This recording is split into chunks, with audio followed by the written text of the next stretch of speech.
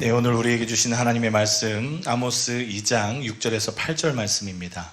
우리 길지 않아서요 함께 읽었으면 좋겠습니다. 아모스 2장 6절에서 8절 주보에 기록도 되어 있고요. 우리 함께 한 목소리로 읽겠습니다.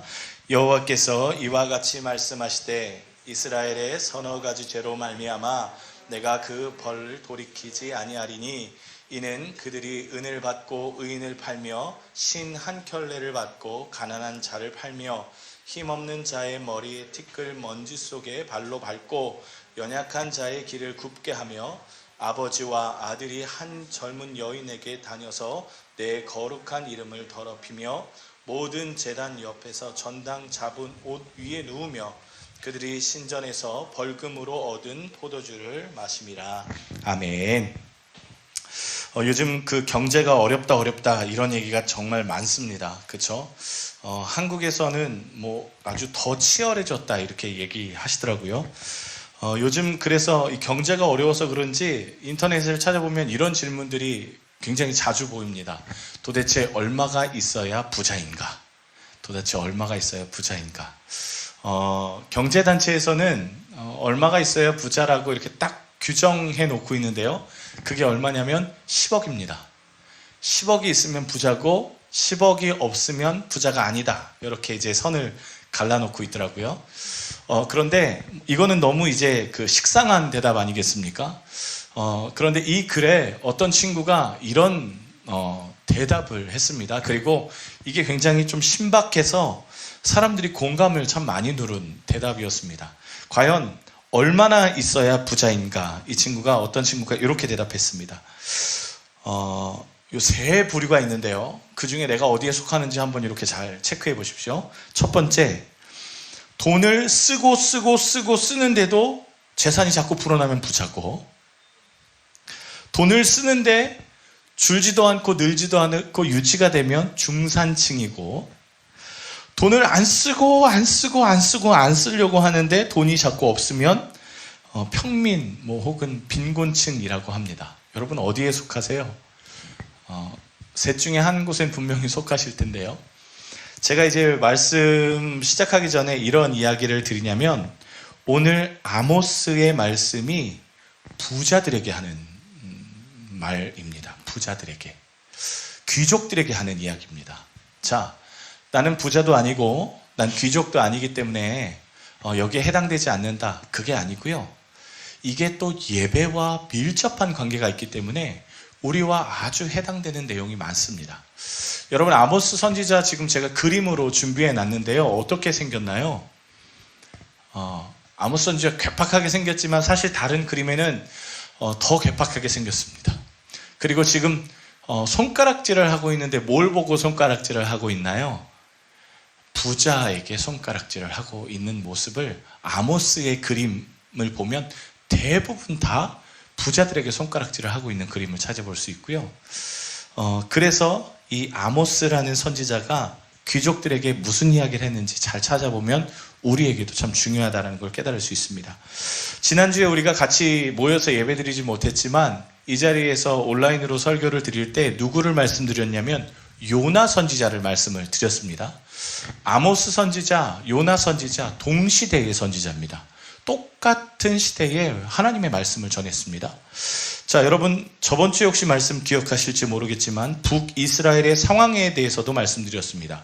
여로보암 2세라는 왕이 이 당시에 집권하고 있었고, 여로보암 2세라는 왕이 정치를 잘하거나 능력이 뛰어나서가 아니라 하나님께서 여로보암 왕과 그 백성을 불쌍히 여기셔서 북이스라엘을 솔로몬 때의 왕국처럼 굉장히 융성하고 강성하게 하셨음을 저번 주에 말씀을 드렸습니다. 이게 하나님께서 왜 그러셨는지 성경에 기록되어 있는데 그들을 돌보리가 없어서 그렇게 하셨다라고 기록되어 있습니다. 그러니까 아무도 이스라엘을 돌봐주지 않으니 결국 하나님이 자비를 베푸셔서 이스라엘을 잘 먹고 잘 살게 해 주셨습니다. 자, 누구의 은혜입니까? 하나님의 은혜입니다. 그런데 북이스라엘 사람들이 어떻게 이 은혜를 입고 나서 뭐라고 했냐면, 이건 내가 잘나서 그래. 이건 내가 능력이 뛰어나서 그래. 내가 원래 이 사업 수완이 좋아서 그래.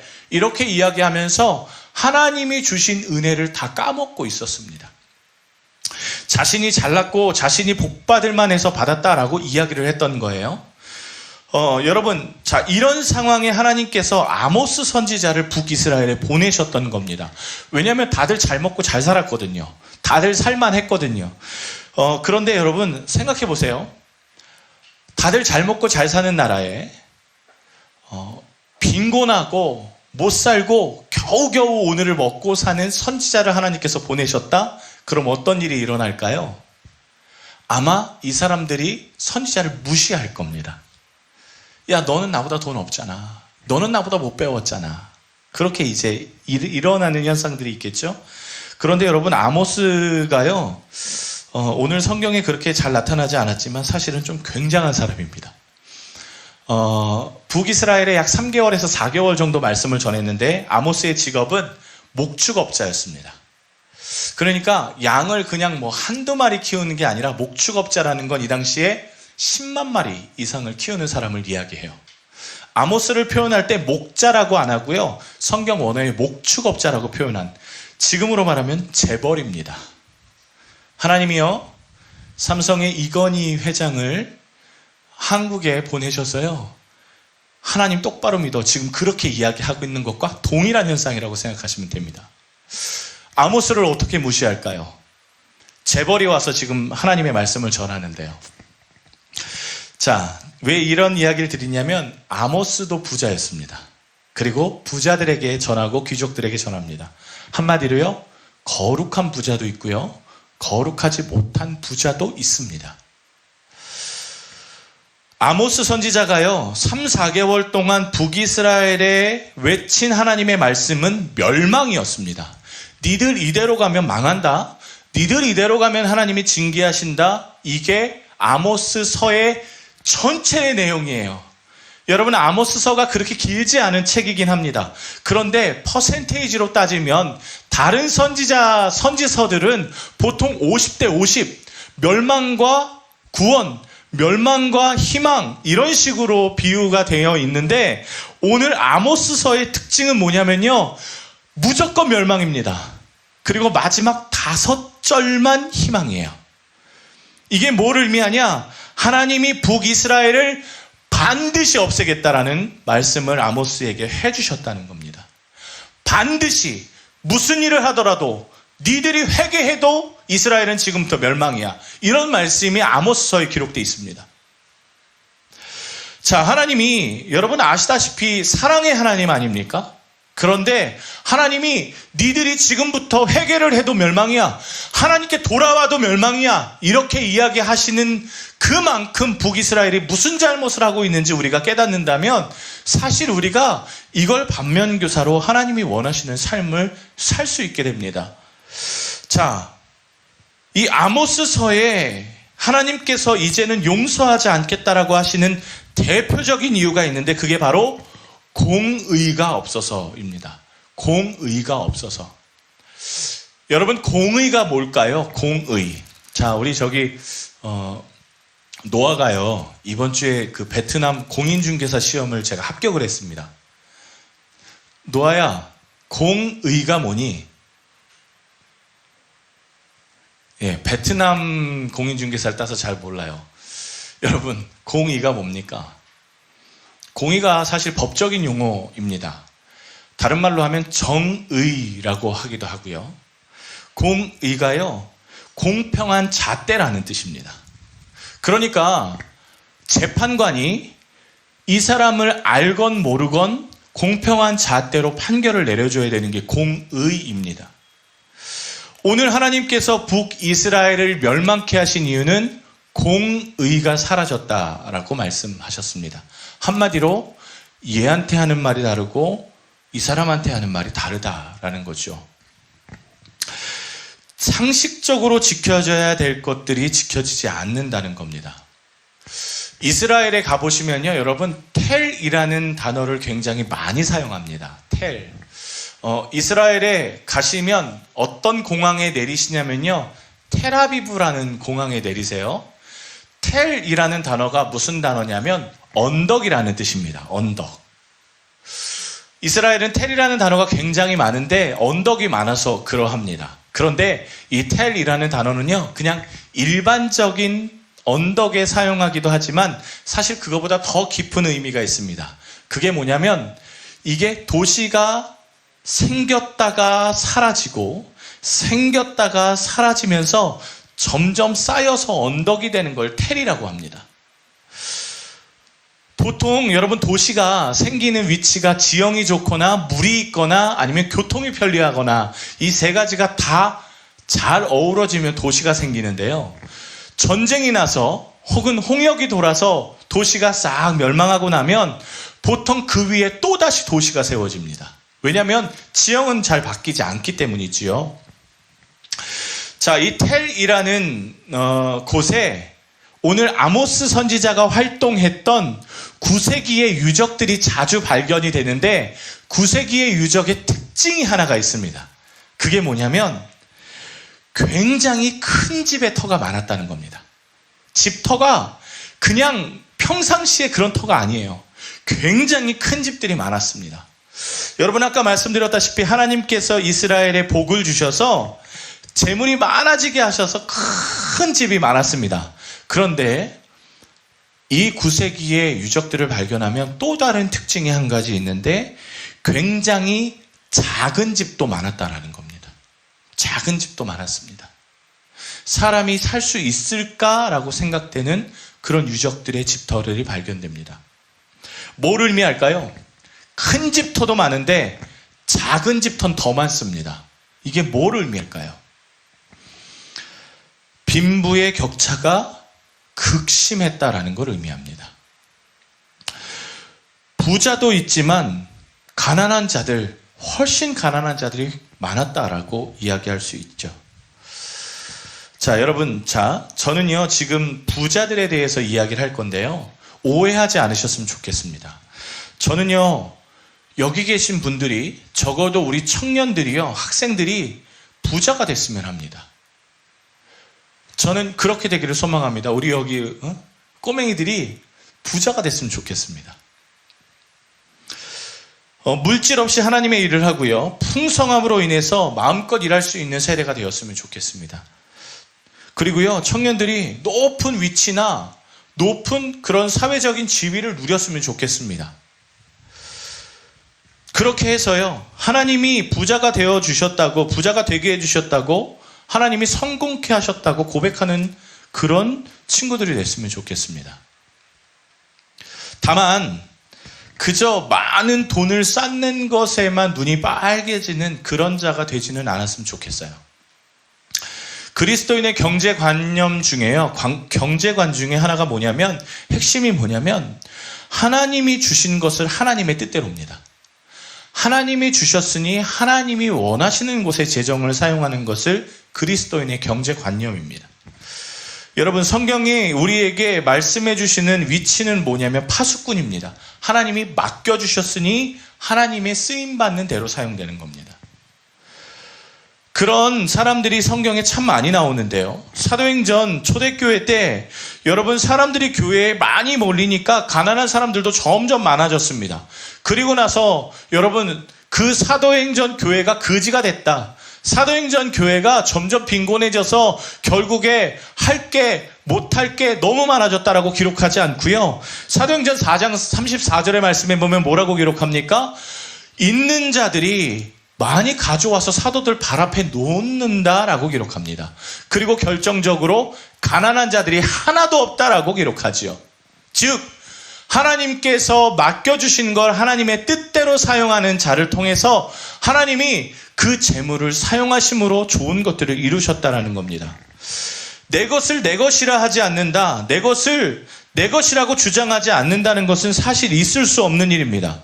이건 인간의 한계로는 불가능합니다. 그러나 여러분, 내가 수고하고 내가 번 물질을 굳이 하나님께 내놓고 가난한 자들에게 내놓는 이유는 이것이 전적으로 하나님의 계획이고 하나님의 물질이라는 것을 알기 때문에 하나님께 드릴 수 있는 겁니다. 즉 하나님의 경제관념을 가진 사람들만이 할 수 있는 하나님의 방법이지요. 저는 오늘 부자들에 대해서 지금부터 신랄하게 이야기할 텐데, 여러분 부자를 욕하는 것이 아니라 하나님의 법을 어기면서 재물을 쌓는 자를 지금부터 하나님의 말씀으로 하나하나 꼬집어 보고 여러분들이 그렇게 되지 않았으면 좋겠다라고 말할 겁니다.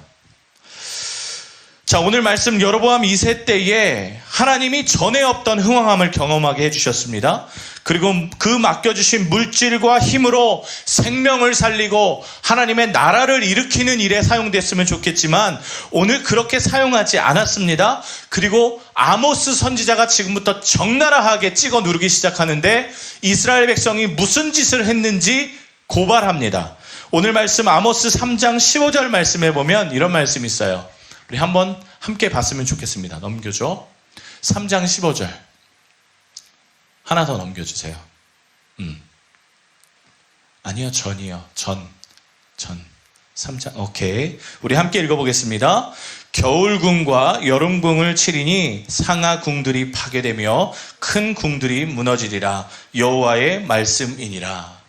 여러분, 궁이 있는데요. 지금 왕궁을 이야기하는 게 아닙니다. 개인의 궁을 이야기합니다. 개인의 저택들이 있는데 여름궁이 있고 겨울궁이 있어요. 지금으로 말하면 저 달랏의 별장이 있고 이 호치민의 별장이 있고 하노이의 별장이 있는 상황입니다. 그런데 이 별장을 어떻게 짓느냐? 상아로 지어요. 여러분, 이 당시 상아는 보석입니다. 질 수 있어요. 돈이 있으면 당연히 할 수 있습니다. 그런데 문제는 이들이 이 사치가 하나님이 원하시는 대로 흘러가지 않았다는 겁니다. 하나만 더 넘겨주시겠어요? 우리 함께 읽어보겠습니다. 그들이 은을 받고 의인을 팔며 신 한 켤레를 받고 가난한 자를 팔며 바른 말을 하는 사람을 입을 막아버립니다. 뭘로요? 돈으로 입을 막아요. 또 가난한 자를 종으로 삼습니다. 근데 그 가치가 얼마나 하찮았는지 신 한 켤레로 종을 삼아버립니다. 누구는 상아로 보석으로 집을 짓고 사는데 누구는 그 신 한 켤레의 값 때문에 종으로 팔려가는 일을 이 사람들이 그냥 보고 있다는 것이죠. 또 한번 볼까요? 8장 6절의 말씀입니다. 함께 읽어보겠습니다. 은으로 힘없는 자를 사며 신 한 켤레로 가난한 자를 사며 찌꺼기 밀을 팔자 하는도다. 여러분, 결정적인 건 찌꺼기 밀입니다. 이스라엘은요, 사회보장 제도가 있습니다. 하나님께서 법으로 맡겨주셨는데 농사를 지면 구퉁을 벨 수 없었어요. 농사를 지면 떨어진 이삭을 주시면 안 됐습니다. 하나님의 명령이었어요. 그걸 어디에 사용되느냐? 가난한 자들이 와서 그것을 주어서 생활을 할 수 있었습니다. 무화과 나무가요, 사람들이 길러내는데 1년에 5번 열매를 맺습니다. 그 중에 첫 번째 열매는 아무나 와서 먹을 수 있었습니다. 이게 하나님의 법이었습니다. 누구든 와서 굶지 않을 수 있게끔, 누구든 와서 거렁배기가 되지 않을 수 있게끔 하나님이 법을 만들어 놓으셨는데 오늘 이스라엘 사람들이 그렇게 부하고 부해졌음에도 불구하고 찌꺼기 밀을 팔자 그렇게 결정합니다. 무슨 말입니까? 남에게 줄 것, 구제할 것이 단 하나도 없다라는 겁니다.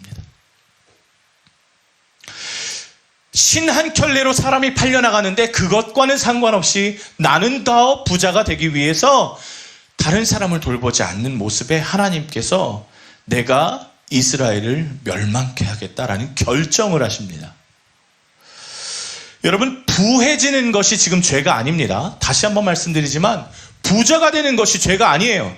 그러나 부자로 살아가는 자가 어떻게 살아야 할지에 대해서는 확실해질 필요가 있습니다.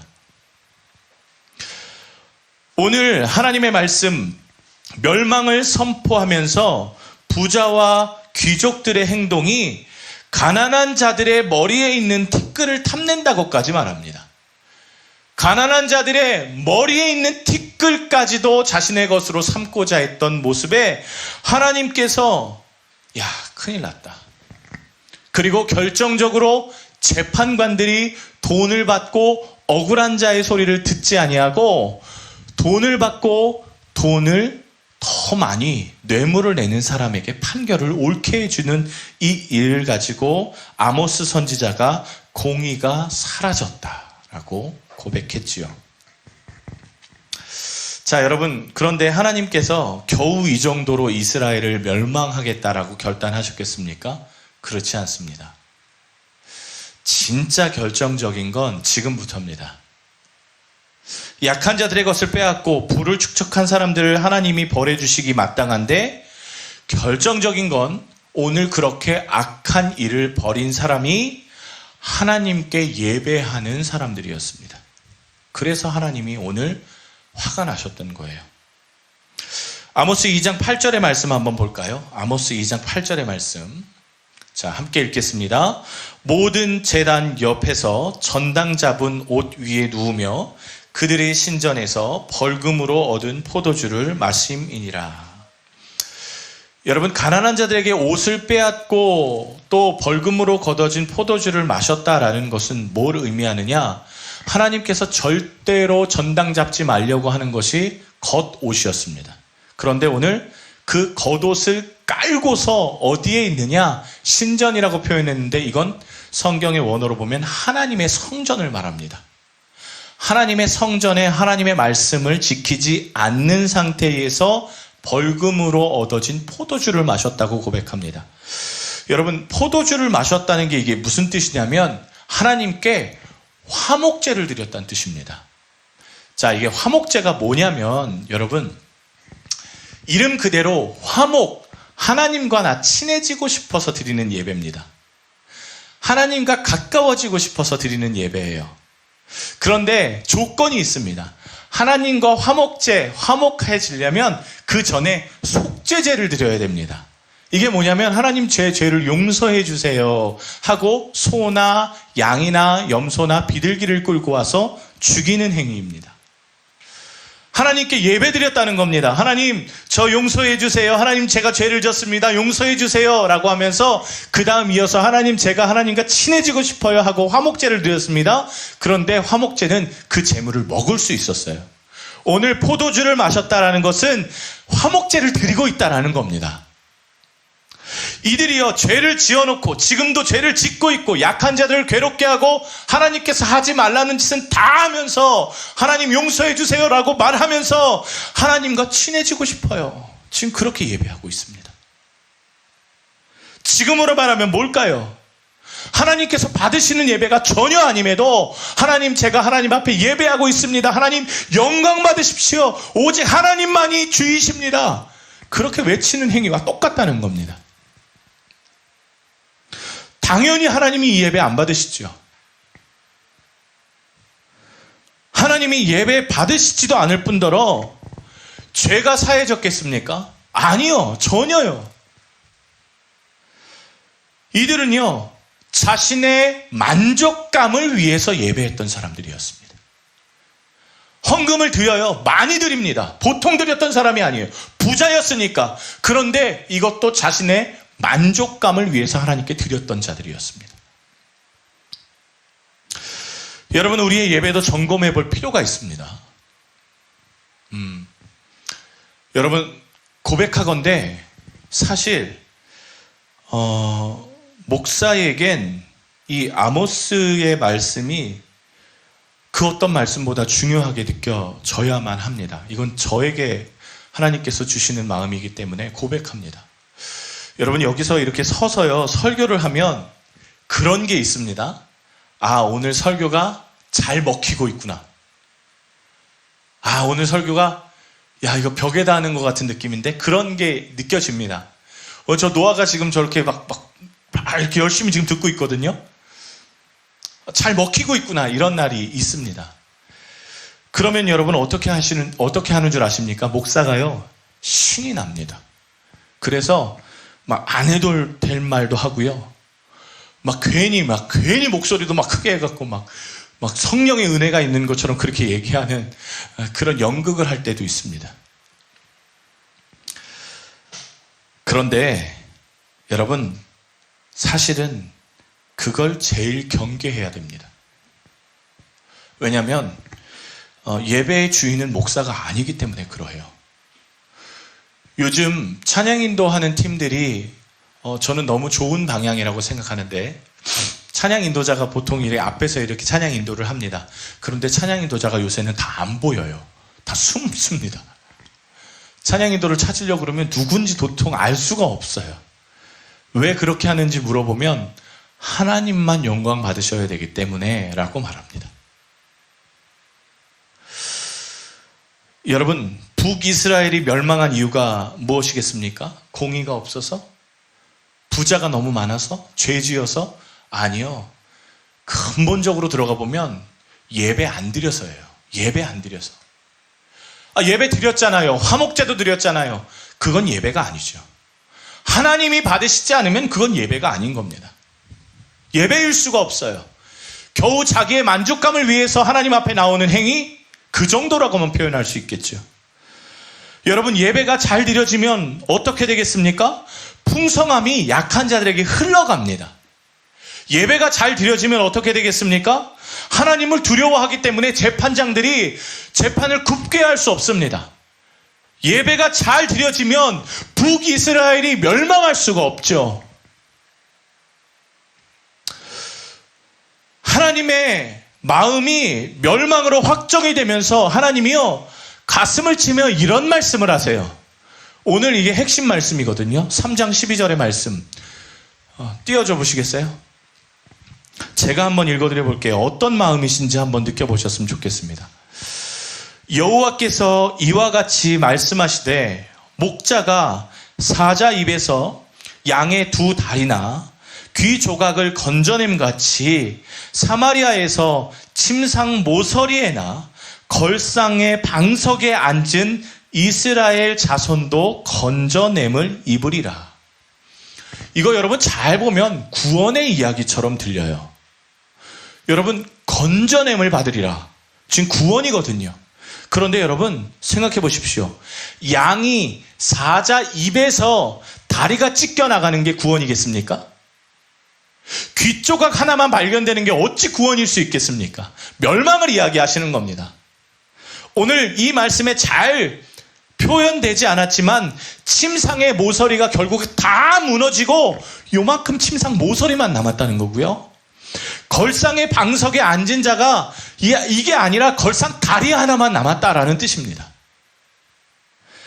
완전히 박살났다는 뜻이에요. 하나님이 지금부터 진노를 거두시지 않고 완전히 박살내겠다라는 예언이셨던 겁니다. 그러면 여러분, 이 하나님의 진노 속에 누가 구원을 받을 수 있겠습니까? 아무도 구원을 받을 수 없는데 하나님이 왜 저렇게 말씀하셨냐면 지금 양의 두 다리나 귀 조각이라도 하나님이 건져는 주실 거라는 예언이었습니다. 건져는 줄게. 그런데 다는 아니야. 저 중에 예배하는 자를 지금부터 건질 건데 다는 아니야. 하나님의 말씀이었습니다.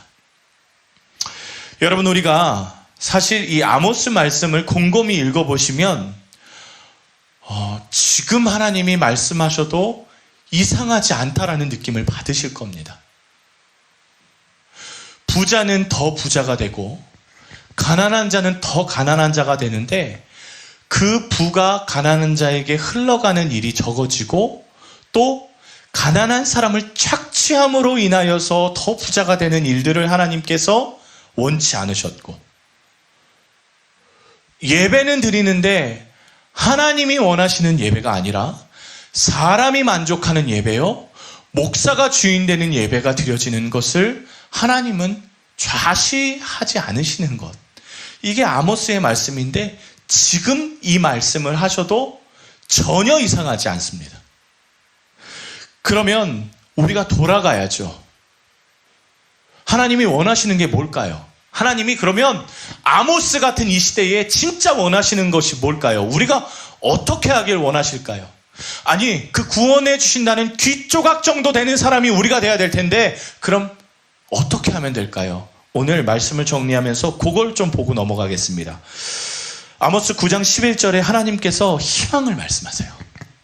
우리 한번 같이 읽어보겠습니다.